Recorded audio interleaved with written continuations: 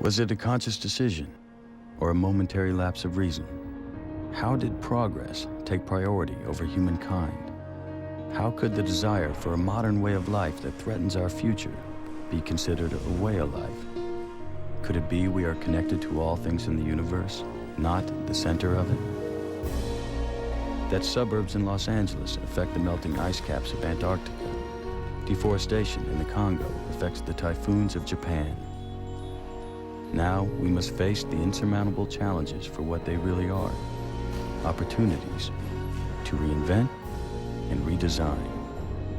E squared, the economies of being environmentally conscious.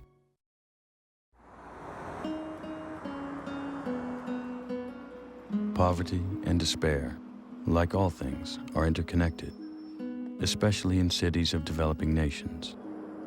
But could poverty be connected to hope by way of design? Latin American capitals have this huge contrast between rich people and poor people. There's a lot of inequality. Cities have grown too fast. A lot of people coming from the rural areas into the cities in very short periods of time because they're looking for a job or they are trying to avoid the violence. Bogotá grew in 100 years from 100,000 persons to 7 million. So Bogotá has grown in an illegal way. 10 or 12 years ago, Bogotá was a disaster, really, because it lacked of infrastructure, of quality. There were security and safety problems. There was no optimism in relation to the future. The leaders of the city were very scarce, and they didn't know where to go, what to do. They didn't have a vision, they didn't have a model, they didn't have money to do things. And really the situation was very bad. The quality of life in Bogotá was one of the worst in Colombia and in Latin America.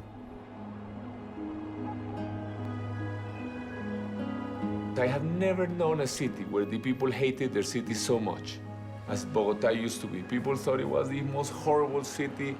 Even fourth-generation immigrants, they continued to say they were from the region they came from, but because they did not want to say they were from Bogotá.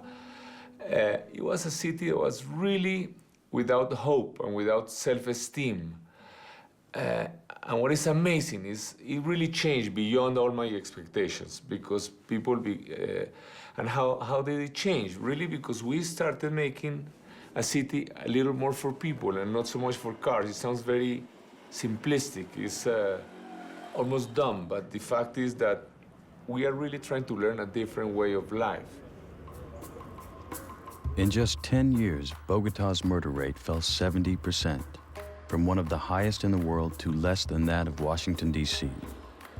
It can be argued that this turnaround was due in part to the vision of former Mayor Enrique Penalosa and his belief that sustainable urban design can be the foundation for social justice.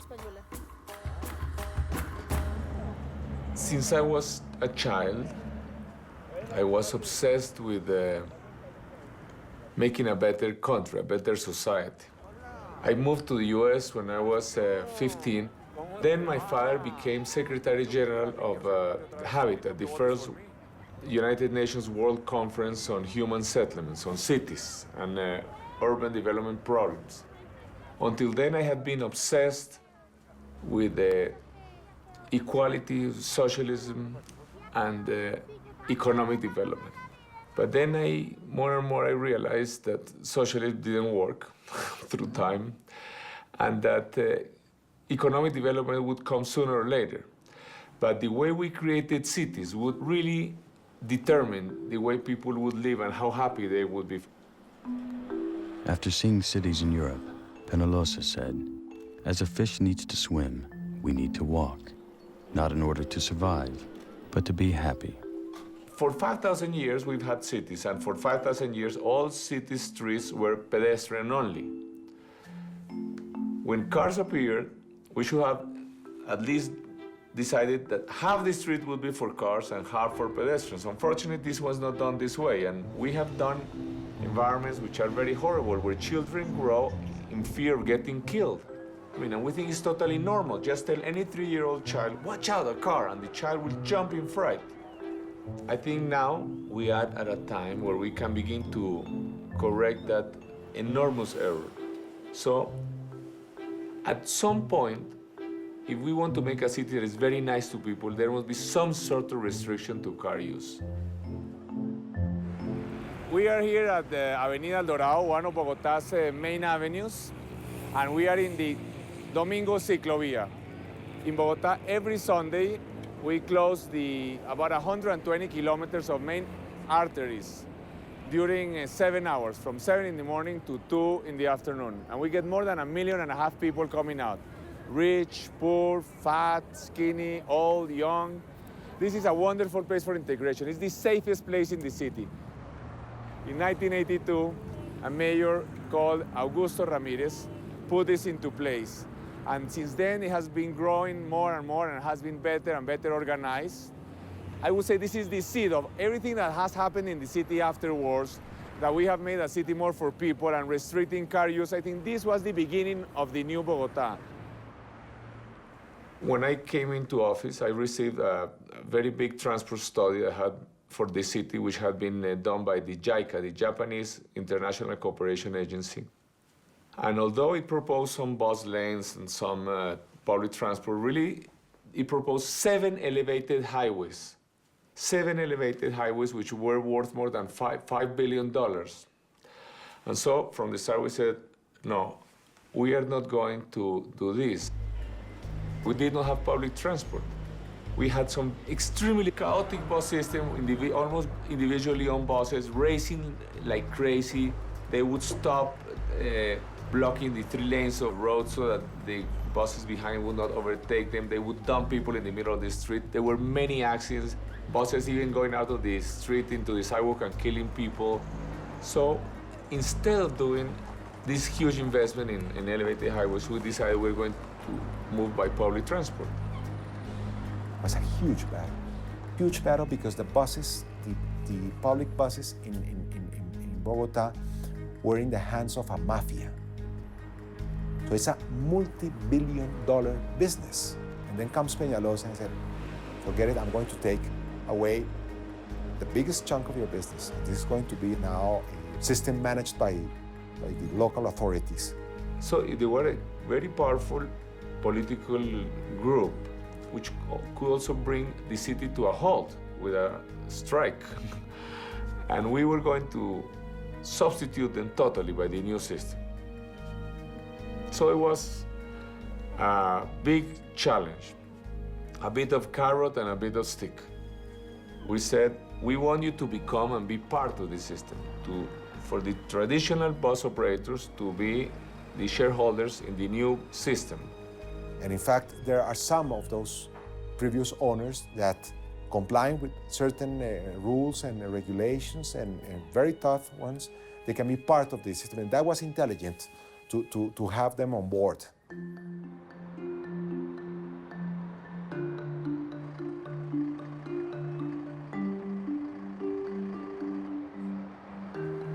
So we structured a bus system which we copied from the city of Curitiba in Brazil, and we improved it a little bit. Today is perhaps the best bus system in the world. We called it Transmilenio. Transmilenio really shows a lot of what Penalosa wanted to do, because Transmilenio is the public transportation system and it changes the city around it. So it makes public space for pedestrians around it, which is the main goal of Penalosa's city model.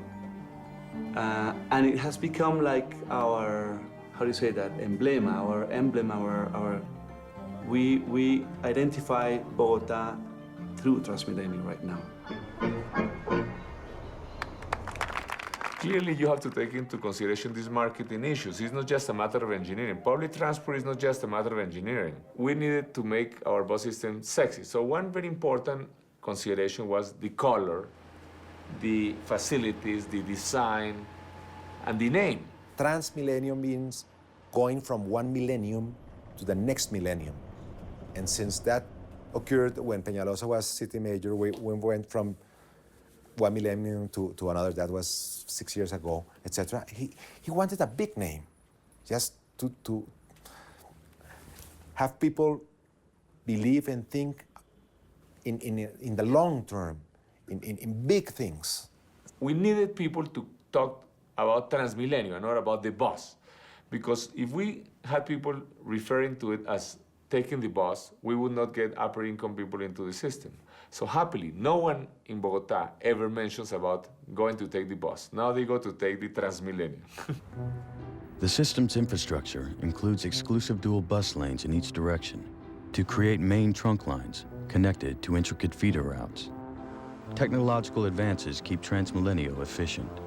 Tenemos dos tipos de operación sobre unos corredores exclusivos, troncales, buses articulados que tienen capacidad para 160 pasajeros, y desde la periferia de la ciudad, que son esos sitios donde vemos las líneas azules, es los buses verdes, que son de menor capacidad, tienen 90 pasajeros de capacidad, alimentando el sistema troncal.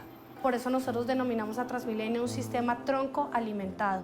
En aquellos sitios donde no hay suficiente gente ni pueden entrar los buses articulados, entramos con buses de menor capacidad para poder operar y traer la gente de los barrios hasta el sistema troncal. It's saving people maybe 200 hours a year in transport times. People are able to also go farther. About 300,000 people are saving more than 10% of their income, because before they had to pay 2 buses, while in this system they can change from one bus to the other with the same payment. Transmilenio tiene un sistema de comunicación satelital. Eso, desde el punto de vista de la operación, significa que nosotros podemos localizar satelitalmente cada uno de nuestros vehículos en tiempo real. ¿Qué significa esto? Que el sistema siempre va copando su capacidad.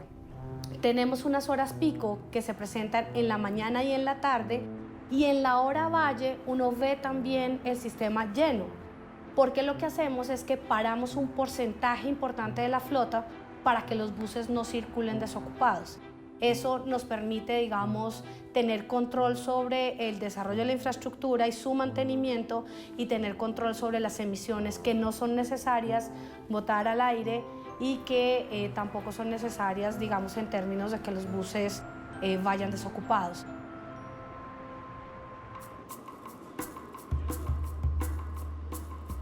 Each detail in a city should reflect that human beings are sacred. Every detail. I think that the most important element in a city are quality sidewalks. Large sidewalks with ramps where at least a couple of wheelchairs can go one next to the other. And we didn't have this. I mean, the main avenues in Bogota for 60 years, the biggest roads have been built without any sidewalks, and supposedly the people who would make buildings alongside them should have built these sidewalks, but they didn't, of course, and we just had more and more just a big parking lot more than a city. And Penalosa, from one day to another, he stopped that thing and he started to take these privileges of people, these abuses of people away, and they reacted. Muy rico, la ciudad está bonita y eso, pero no han pensado en parqueaderos. Las pocas calles que quedan, que son las calles como de zonas de parqueaderos, ya nos pusieron prohibido parquear. Several times he said, I don't need to explain the law. I don't need to negotiate the law. The law is there, this is a public space, and I will simply recover the public space, period, right now. And probably Penalosa made a mistake there. He could have explained better, to be honest. And there was a very strong movement, political movement, financed by the owners of the shops in Bogota to get rid of Penalosa. That was a very difficult war. I used to have black hair before that. It was extremely difficult to get something so obvious. I mean, I was almost impeached, and when I tell somebody abroad why I was almost impeached, it sounds almost comical today, but it was not funny at the time. It's simply because I was getting cars off the sidewalks. Se crearon proyectos, programas de caminatas, de ciclorrutas, no afecta. La ciclorruta a mí no me sirve como comerciante, porque es que el que está montando bicicleta no va a venir a comprarme una camisa o un vestido. Of course, he's pro-business as the most extreme capitalists, but business people that respect the rules, business people that understand that public interest comes before their private interest, and people that are willing to do sacrifices and to contribute to the quality of life of the city.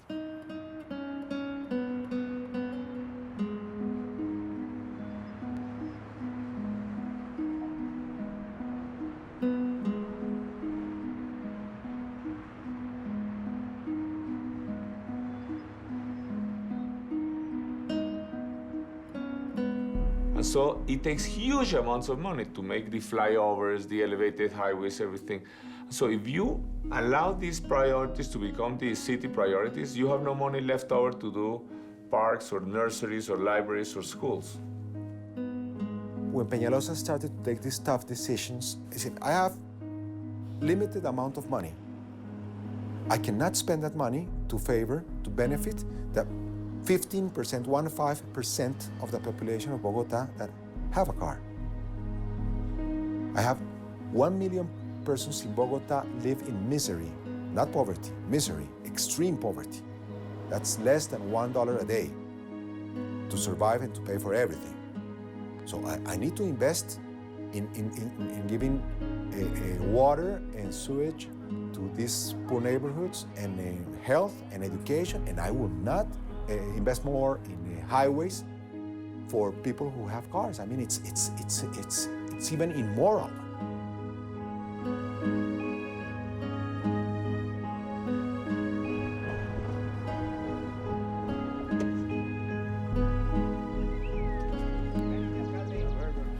When I arrived as mayor, I had legal order to demolish all of this because they had been squatted, invaded on private land. So we were able to negotiate with the owner.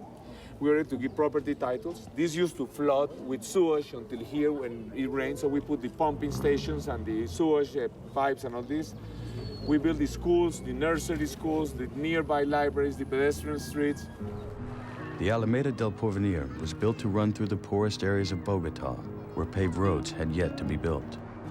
Its radical new approach was not just in road building, but in its statement of priorities. This is a pedestrian and bicycle street only. Here you can see how the pedestrian area, the bicycle area, and the cars are in the mud. And of course, I would love to pave these streets for cars too. It's not that I have anything against it, but if we have scarce money, we have to choose what to do first. And besides, I knew that I only had 3 years as mayor, and I knew if I didn't do some crazy project like this, no one else would ever do it. Sometimes people may wonder, why is public pedestrian space important in a poor city where there are so many unmet needs? Well, I would say precisely this is where it's most needed, because the upper income person goes to country houses, to country clubs, to a large apartment or house with a garden. And the low-income person, for these people who live in very cramped spaces, the only alternative to television they have for their leisure time is public pedestrian space. The Alameda is the longest pedestrian walkway in Latin America. More than just asphalt, concrete, grass, and trees, it's now part of the social fabric connecting 3 million residents. It has like 3 ends. It's like a thread that sews the city. I mean, it goes all around the city, making connections of everything. Connecting Transmilenio. So 3 of the main lines of Transmilenio are connected by the Alameda. Then it had to go through all the big parks that were going to be built around. Then it had to touch the schools and libraries. So the Alameda connects everything. People uses it in very different ways. We thought it was going to be mainly for mobility, to get from one point to another. But some people uses it as a park. So they go out on Sundays and fly a kite and go around on a bike and then go back to the house. Maybe some of them, they don't know it goes 17 kilometers long. But it doesn't matter. I mean, it changes the way of life of the people around.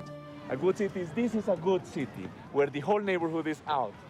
And this is easier to create in low-income neighborhoods because in upper-income neighborhoods, it's very sad because they are all inside a shopping mall. Here they are all in the park, all the neighbors, walking, riding bicycles. See? The dogs, the families, the youngsters playing. This is what lowers crime rates. When all the neighbors know each other, they are friends.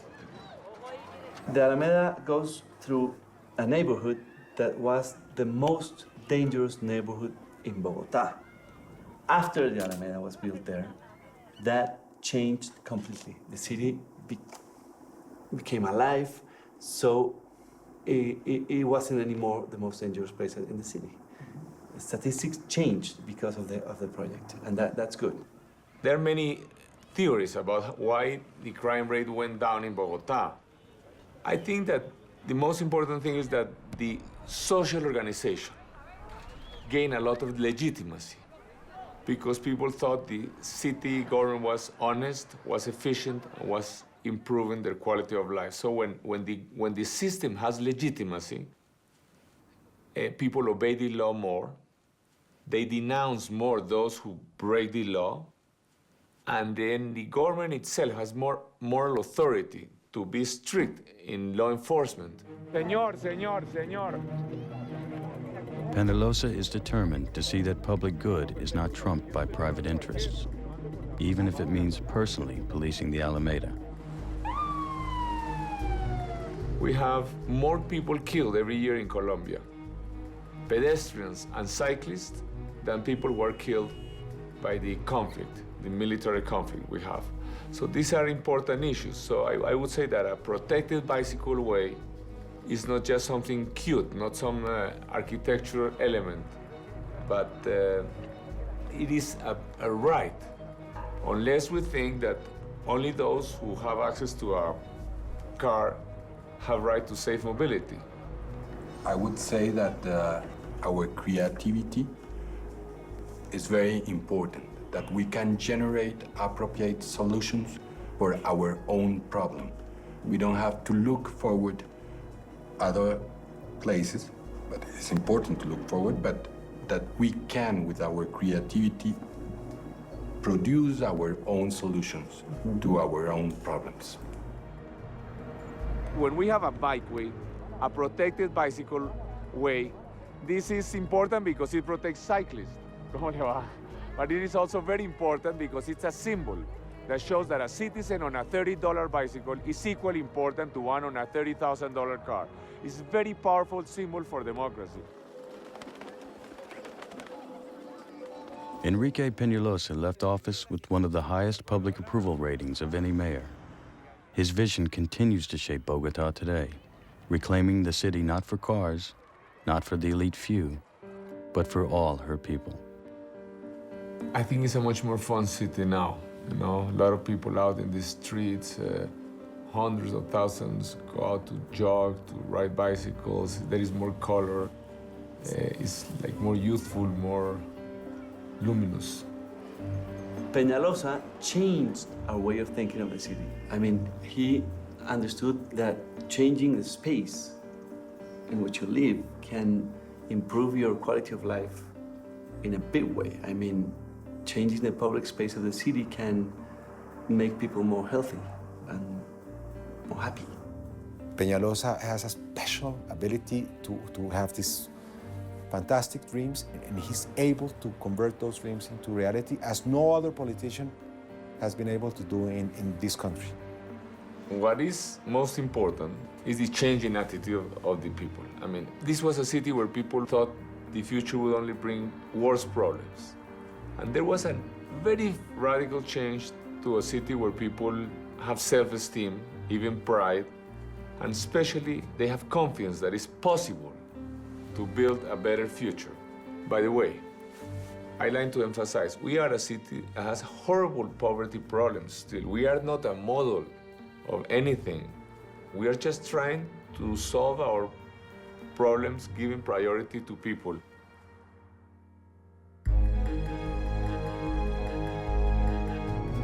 For more information about E Squared, visit our website at pbs.org.